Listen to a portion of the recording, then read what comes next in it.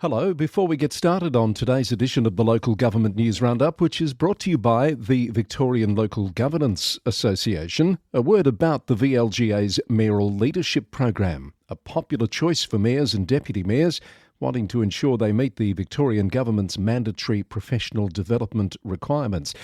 It not only provides mayors and deputy mayors with the skills they need to carry out their roles with a high degree of competency, but it also presents an opportunity to foster and strengthen connections and establish support networks at the beginning of their term.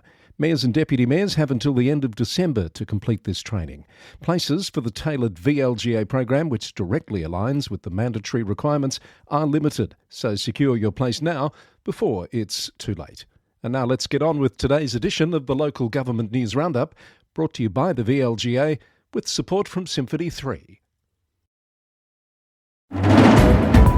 Coming up, Baw Baw Shire's new CEO takes leave. The Borough of Queenscliffe appoints an acting CEO. A Greater Bendigo councillor resigns, and more Victorian councils announce new mayors and deputy mayors. The New South Wales Premier meets with Western New South Wales councils on a youth crime response. Townsville has a new mayor as voters say no to Troy Thompson.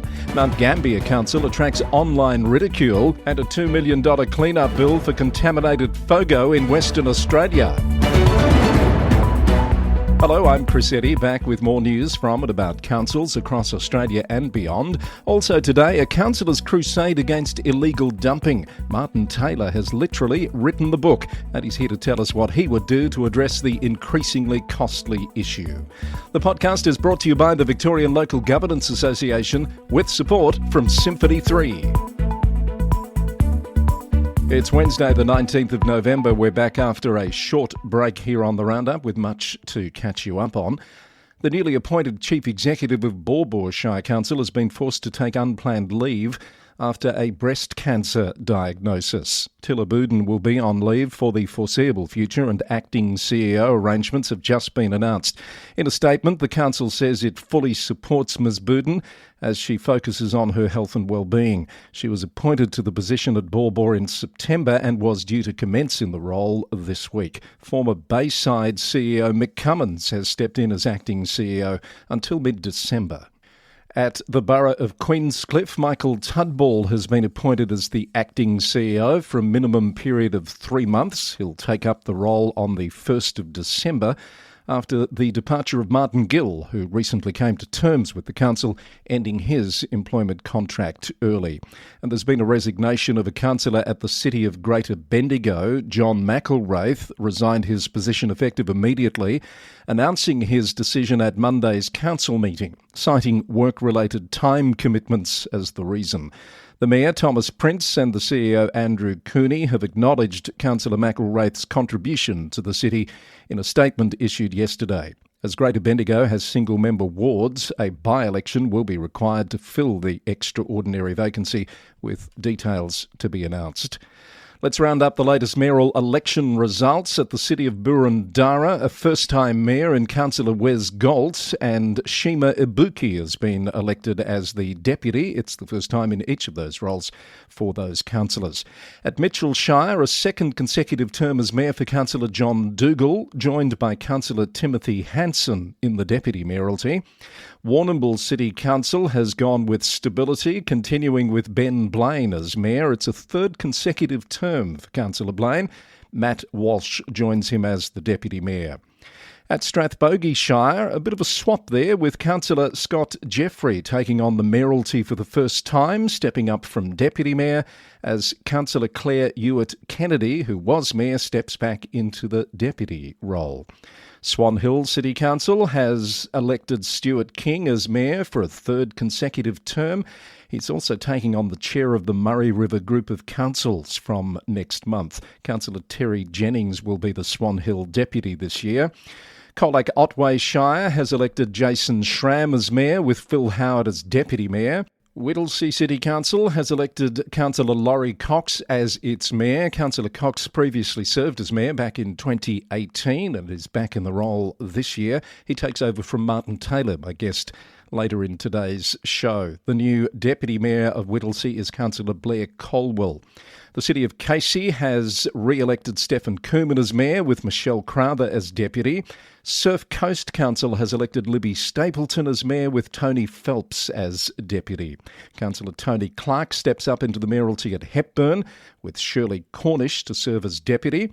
Stability at Mornington Peninsula Shire with Anthony Marsh as mayor and Paul Pinjaro as deputy mayor, an unchanged leadership team there. But a new leadership team at Banyule City Council. Alison Campion was elected as mayor last night with deputy mayor now Rick Garotti. Also yesterday, there were two nominations for the position of mayor at Mount Alexander Shire. Councillor Toby Hayden was successful over former mayor Councillor Rosie Anea. He's stepping up from the deputy role. And Councillor Matthew Driscoll, who previously held the deputy mayor role in 2022-23, returns to the deputy position this year. And finally, Glen Eira City Council last night elected Councillor Simone Zamoud as the mayor for a consecutive term with Deputy Mayor Councillor Li Zhang. There were 3 nominations for the position of mayor and 2 for the position of deputy mayor. You'll find links to announcements and, in some cases, the recordings of those council meetings in the transcript for this episode of The Roundup. And, of course, we're keeping track on the Roundup website with our Victorian mayors listing, with lots more to come this week in terms of mayoral elections around Victoria. Let's catch up on some other news. At Merri-bek Council, the council scaled back its controversial cat curfew proposal last week after community opposition. A compromise position will see cats registered before April 2027, subject to a nighttime curfew from 7pm to 7am. While new cats registered after that date must be kept indoors around the clock. That decision followed heated debate, according to the Herald Sun, with over 400 residents opposing any curfew due to concerns about housing insecurity and pet welfare. Others argued that cats should be contained like dogs to protect wildlife. Those new rules will take effect in April next year. Merri-bek Council has welcomed the state government's decision to introduce truck restrictions on Williamstown Road once the Westgate Tunnel opens next month. The no truck zone will be enforced on weeknights from 8pm to 6am and over weekends from 8pm Friday to 6am Monday, joining other residential streets already under similar restrictions. Mayor Pradeep Tiwari says the move will improve safety and reduce pollution and noise for residents. Meanwhile, the Advocacy Alliance Lead West, of which Maribyrnong is part, is pleased with news that Melbourne's West will get more than 1,500 extra weekly bus services from the 7th of December. The government announced 2 new bus routes and additional services for suburbs including Tarneet, Truganina and Laverton. Lead West says the investment is essential for Australia's fastest growing region. A contract has also been awarded for the Melton line upgrade, which will boost passenger capacity by 50% from 2027. Murrindindi Shire has secured funding from AusNet's Energy Resilience Community Fund for a mobile generator. The trailer-mounted unit will strengthen emergency preparedness across the region. It can be deployed to emergency relief centres and community hubs during severe weather events and power outages. A $300 million potato processing plant has been approved for Doohan in Victoria's Wimmera region. Horsham Rural City Council says it's a huge tick for the region's agricultural community. The facility will process up to 250,000 tonnes of Australian potatoes annually when it opens in 2027. Borough Council has warned that Victoria's housing fast-track plans will significantly reduce tree cover, making it unrealistic to increase canopy targets. The Age reported that the council currently has 24% tree coverage, down from 25.7% in 2022. And new low-rise development codes require only 10 to 20% canopy coverage on private land, well below the state's 30% goal.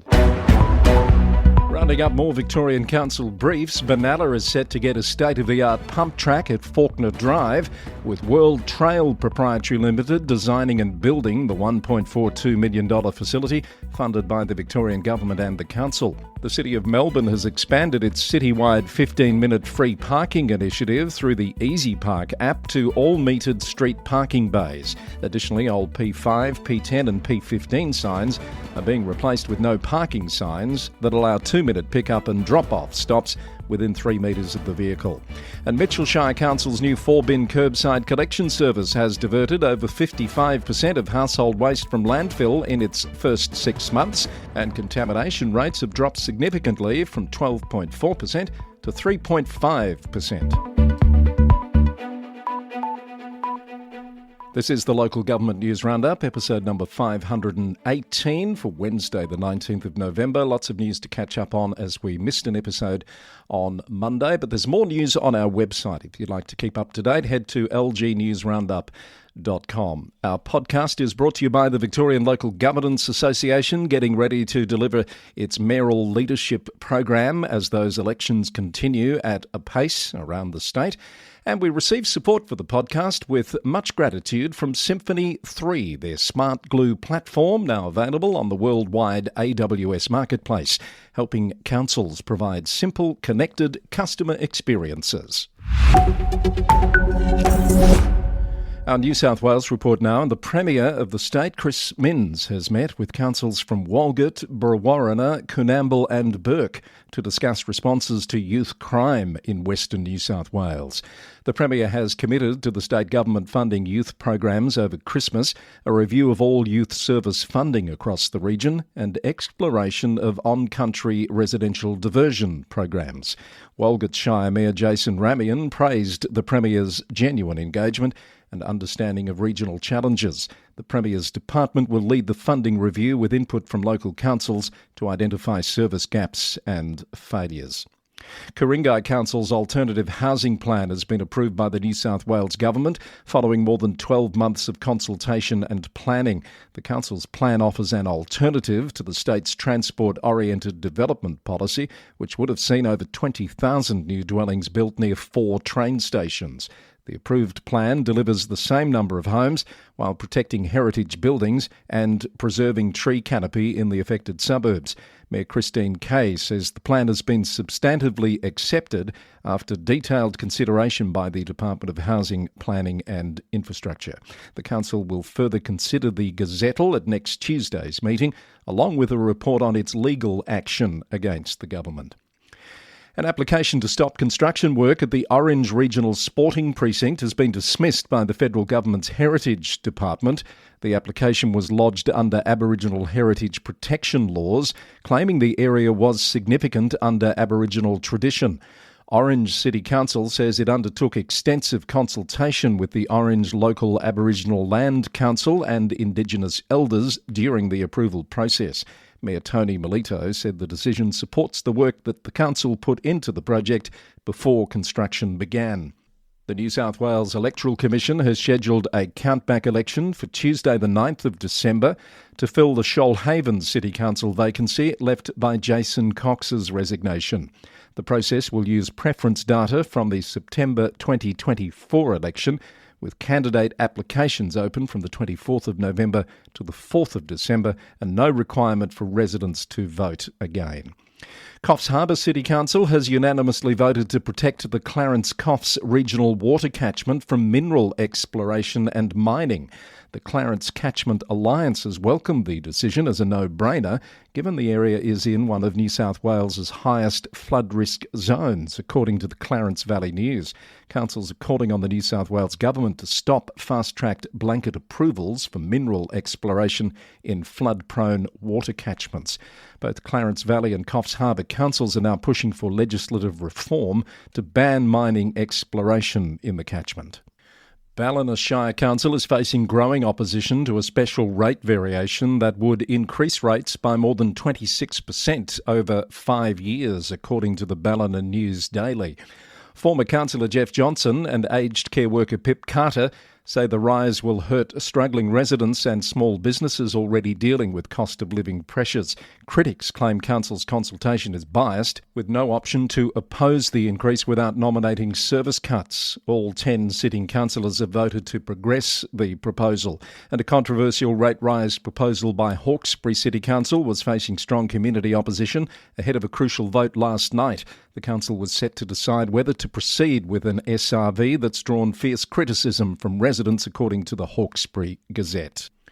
In Kiama, the Mayor Cameron McDonald says 14-storey developments are too high and out of character, and he does not support them, as a developer asks the state government to declare an Akuna Street site a state significant development to permit a 14-storey building. The council is defending its planning controls in court. And separately, the state government has declared the council's Shoalhaven Street precinct rezoning project state significant. The mayor stressed no buildings have been approved yet. Images that are being shown are illustrative only, with public consultation to follow through normal planning processes. Griffith councillor Jenny Ellis is pushing ahead with plans to install a public community piano in the town, despite her motion failing to get support at a recent council meeting. The ABC TV program, The Piano, funds delivery of second-hand pianos to towns, and Councillor Ellis will apply for Griffith to participate in the next series. Region Riverina reported that if unsuccessful, Councillor Ellis plans to proceed anyway with support from local music and art groups, using donated pianos and volunteer artists to paint them. And regional councils are calling on the federal government to enforce bonds on airlines using their airports, according to ABC News. Albury City Council says it's owed almost $1 million from Rex, Virgin Australia, Bonza and Jetgo. Wagga Wagga and Mildura councils are also owed significant amounts from failed carriers. Albury Mayor Kevin Mack says the government needs to look at underwriting airlines if they can't demonstrate viability. A Senate committee inquiry will examine regional airline failures and their impact on local communities. More New South Wales Council briefs. Borough Shire Council has secured nearly $1.4 million in combined state and federal funding for critical local infrastructure upgrades. More than $1.2 million will go towards upgrading Brewarrina and Gaguda aerodromes, including runway resealing. A young high school student has seen his creative vision become reality after winning Hilltops Council's Design a Roundabout competition. Johan Roth's design has been installed on a roundabout near IGA in Young, featuring flowers, shrubs and landscaping elements. The City of Newcastle has backed a proposal for the city's first permanent rainbow crossing, according to the Newcastle Weekly.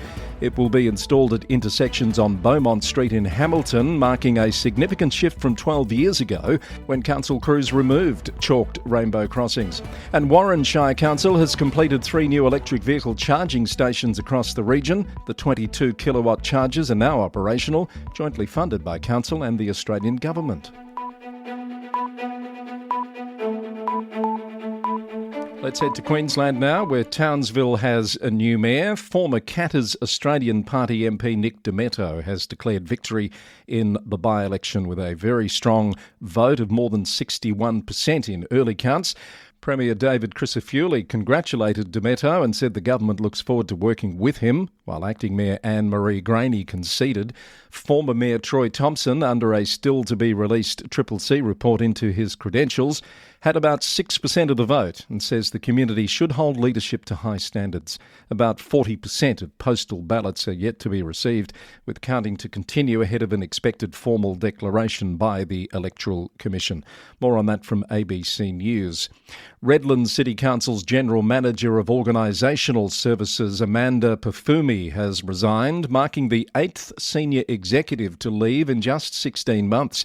The departure follows a string of high-profile exits, including the former CEO and CFO, raising concerns about leadership instability at the council, according to Redland Bayside News. Staff say the constant turnover is unsettling.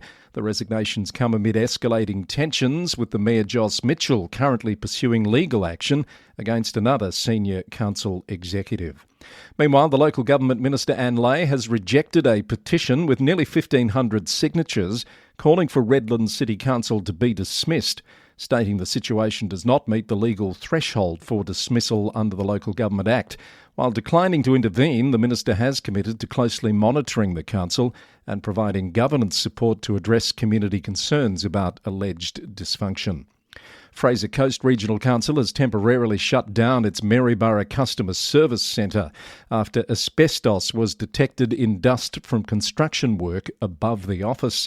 CEO Ken Deem says staff safety is the top priority and the centre will be professionally cleaned. A temporary pop-up service centre opened at the Brolga Theatre on Tuesday, and updates are being posted on the council's website and social media.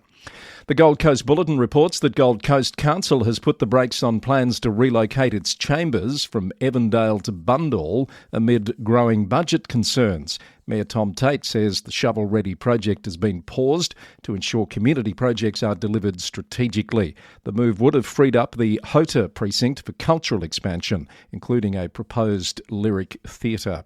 And the council is attracting some attention and outrage after ordering a homeowner to rip up her artificial front lawn following a single complaint. The city says fake turf on nature strips pose safety hazards and can become trip hazards if not maintained. Residents who fail to comply face on-the-spot fines of $834. The council is defending the ban, citing heat concerns and potential obstruction of underground infrastructure.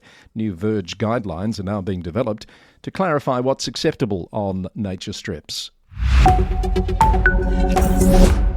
Let's go to South Australia. A teenager in Mount Gambier has been charged after placing googly eyes on the town's iconic blue blob sculpture. The Advertiser reported that the prank sparked international attention and ridicule aimed at Mount Gambier Council. Critics worldwide are questioning why police resources are being spent on prosecuting harmless street art. The council is facing backlash for taking legal action over what many see as a light-hearted joke. Social media users are calling on authorities to fight actual crime instead. A recent algal bloom hit beaches around Ardrossan on the York Peninsula, leaving kilometres of coastline covered in marine life. The city of Onkaparinga sent 2 staff members and a specialised beach cleaning tractor to help local crews, highlighting the collaboration between councils to protect the state's coastline. All costs were covered by the state government's algal bloom response funding. A beach rake is used to collect all debris, including sea wrack, but it's only used when hand collection isn't feasible. In WA's southwest, ratepayers are facing a $2 million bill to clean up contaminated FOGO waste. ABC News reports that the Bunbury-Harvey Regional Council's facility stopped processing organic waste last December due to high contamination levels. About 20,000 tonnes of contaminated material, including PFAS forever chemicals, needs to be removed and sent to landfill. The City of Bunbury and the Shire of Harvey will each contribute up to $1 million to the clean-up, as the council admits it was under-prepared for the volumes received. The Town of Victoria Park's CEO has refused to sign off on a development application for the controversial Burswood racetrack, leaving the decision to the council. Perth Now reports that the $217.5 million Perth Entertainment and Sport Precinct requires the town's approval for works on state-owned roads that it manages. While staff recommended the council authorise the CEO to sign, community groups are urging councillors to reject it. The city of Wanneroo is set to wipe out more than $740,000 in overdue library fees dating back 25 years, affecting over 13,000 members.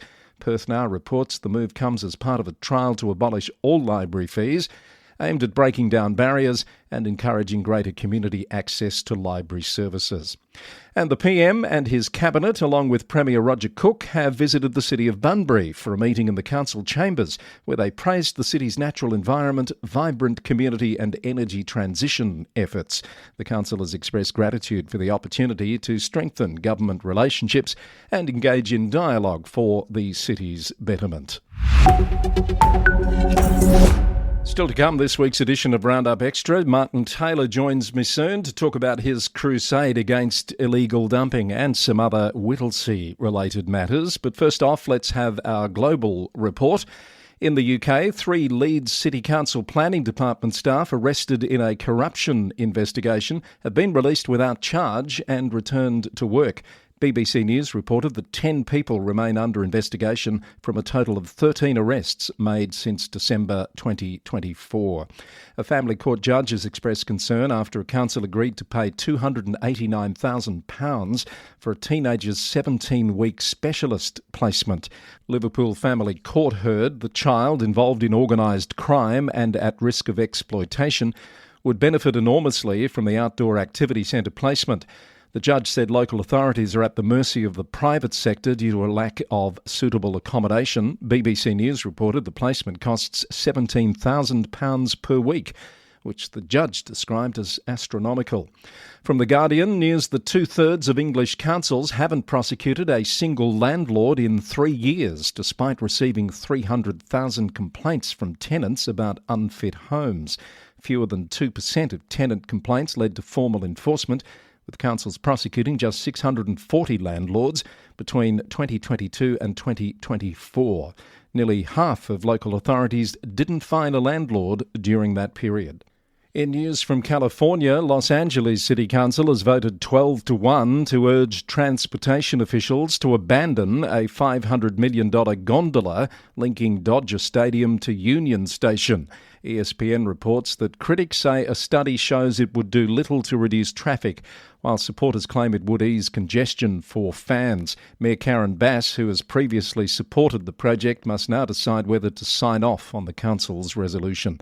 And Stockton City Council has unanimously voted to refer allegations of financial misconduct to state and county investigators following claims that a former interim city manager promised nearly $1 million without approval.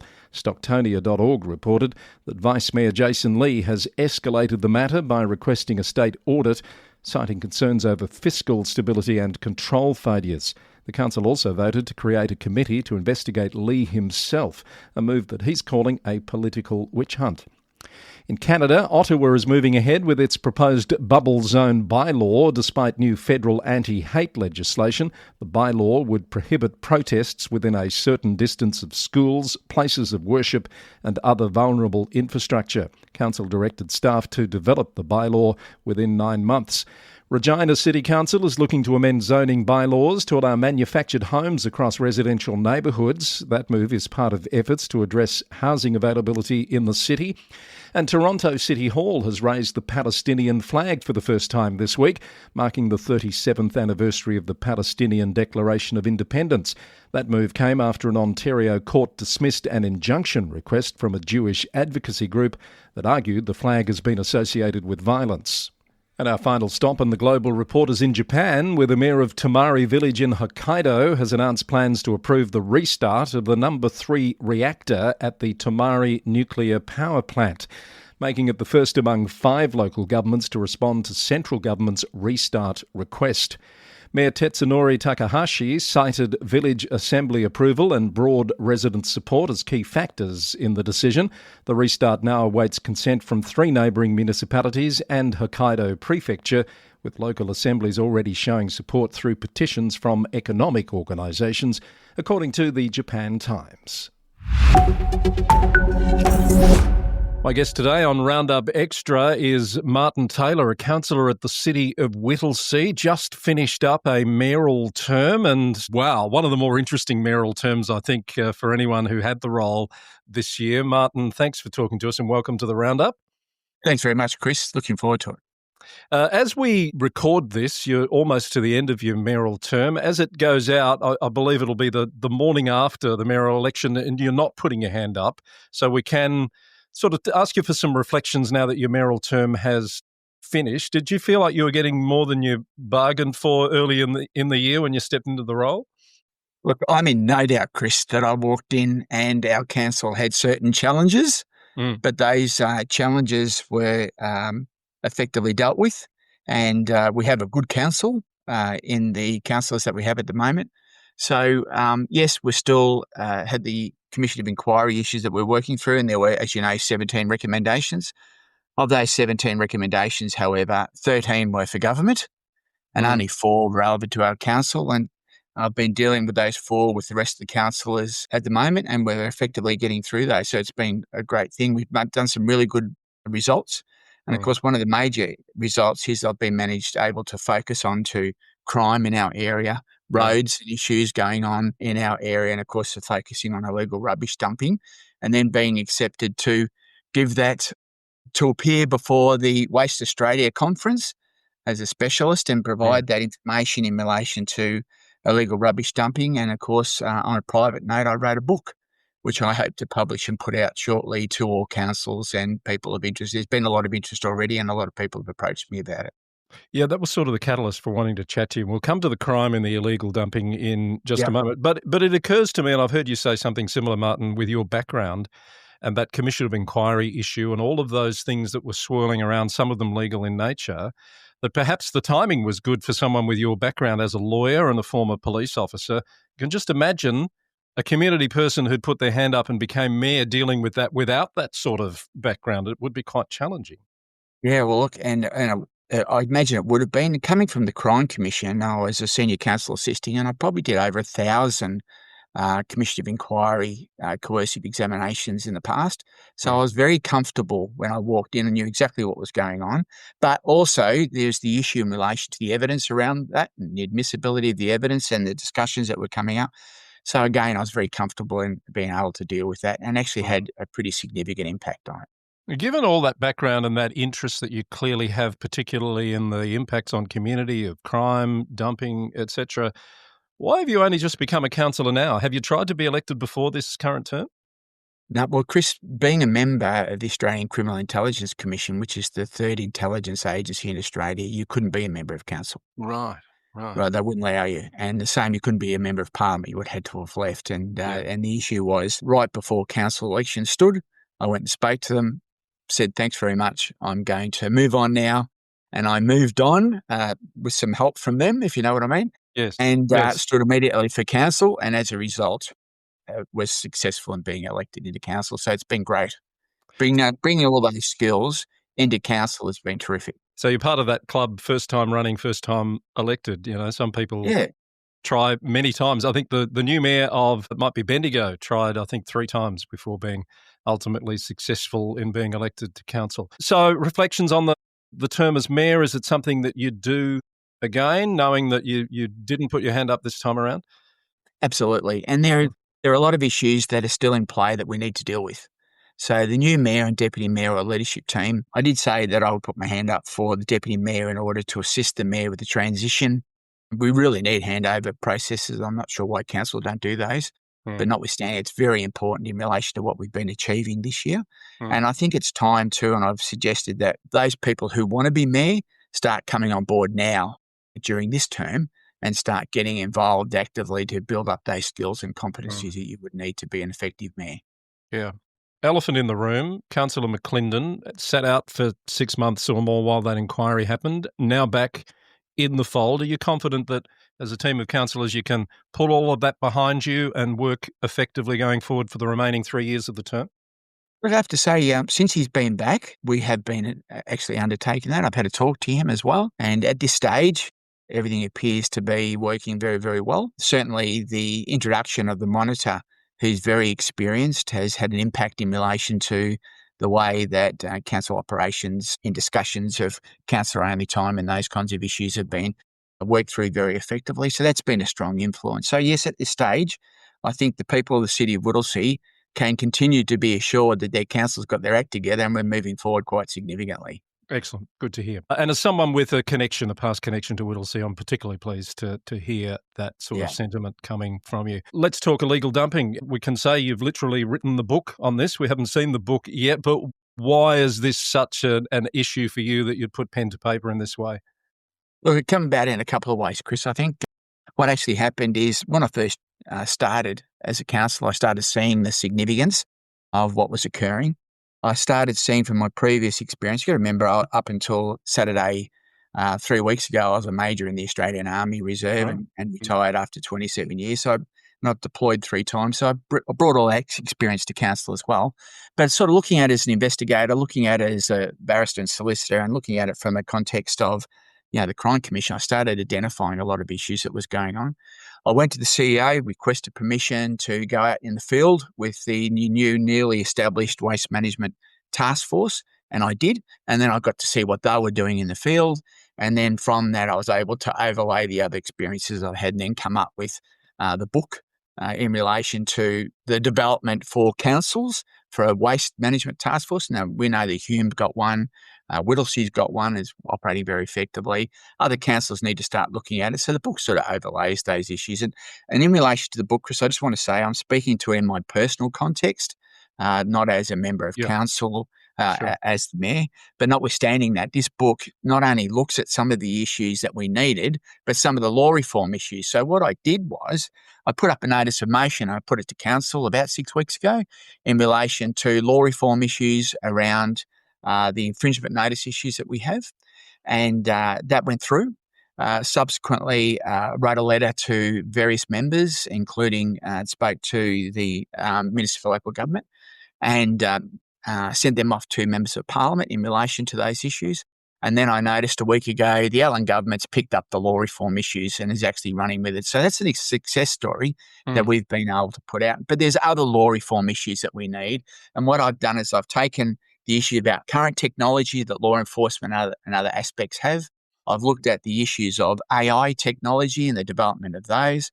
I've looked at current issues in relation to current applications that we can use on smartphones and technology to advance our protocol in relation to retarding serious and organised crime involvement in illegal waste dumping, and then incorporated all those together to come up with this hypothesis and overview that we need. But there's definitely issues like law reform. The law is not keeping up with, and Tony will tell you this very clearly, the law doesn't keep up with the changes in technology.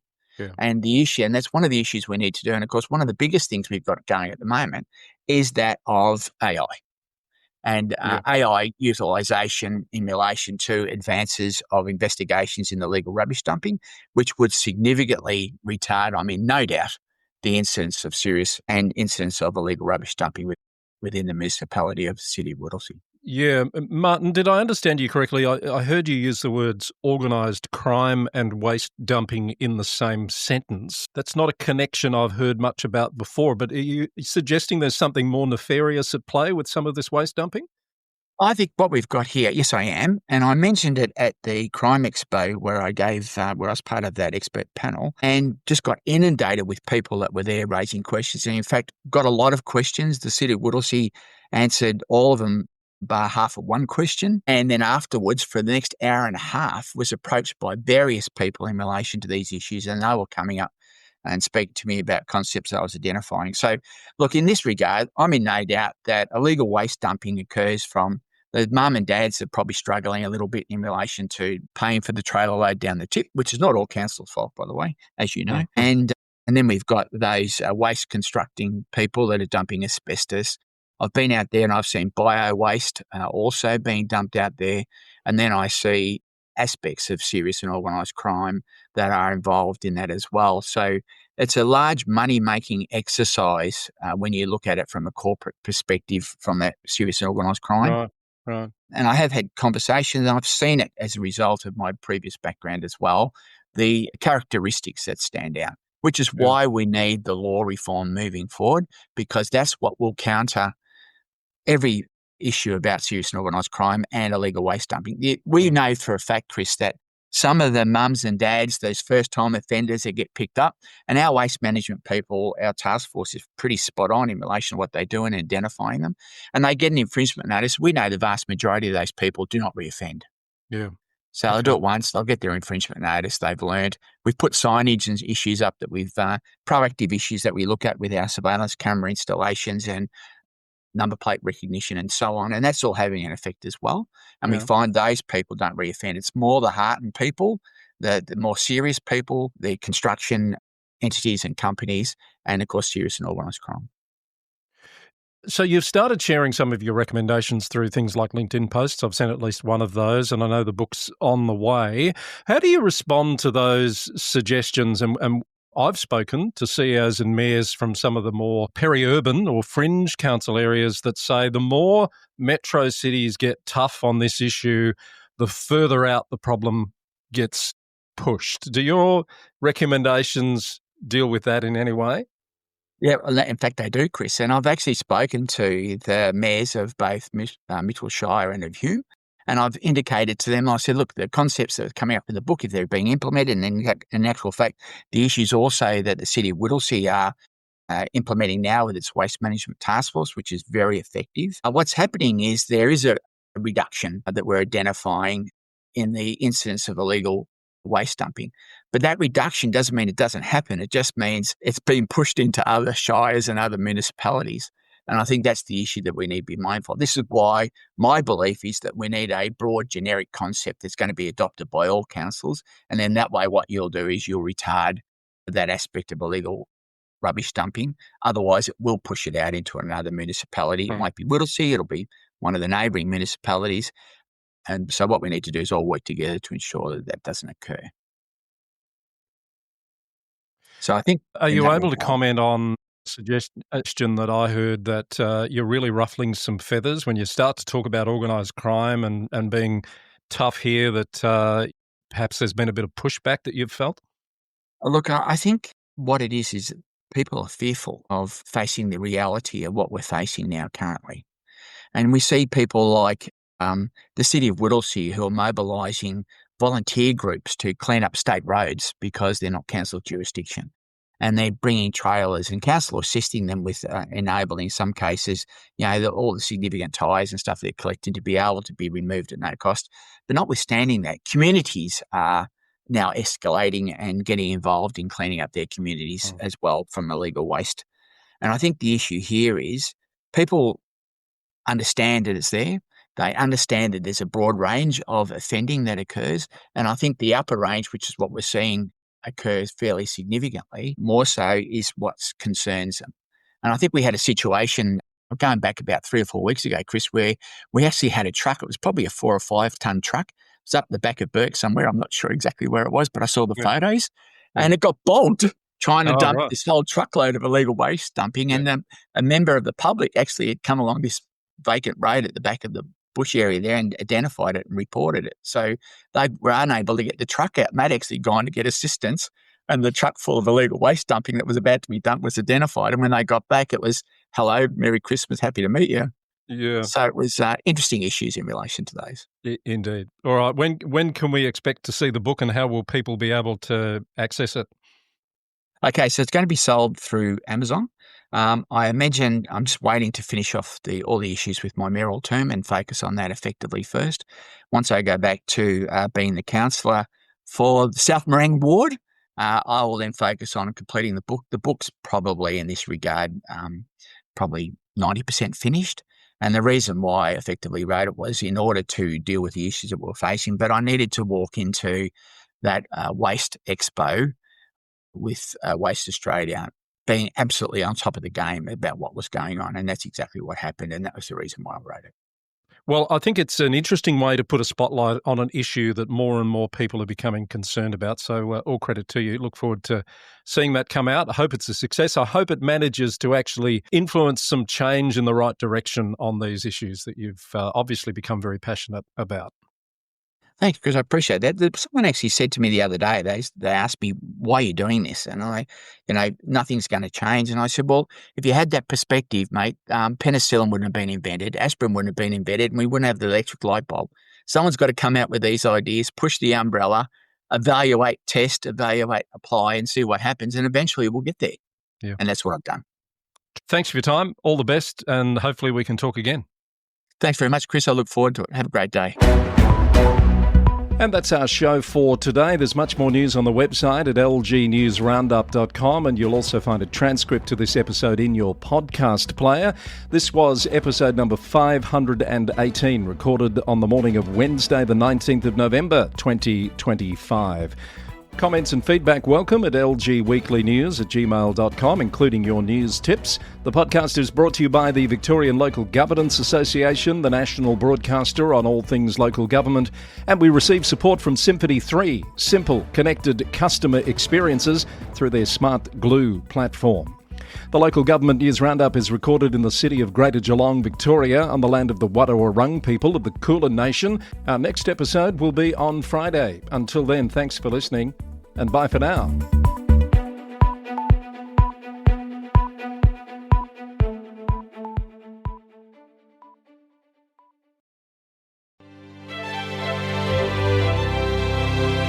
Support for our podcast comes from Symphony 3, which has announced exciting news. It's launched its innovative Smart Glue platform on the AWS Marketplace.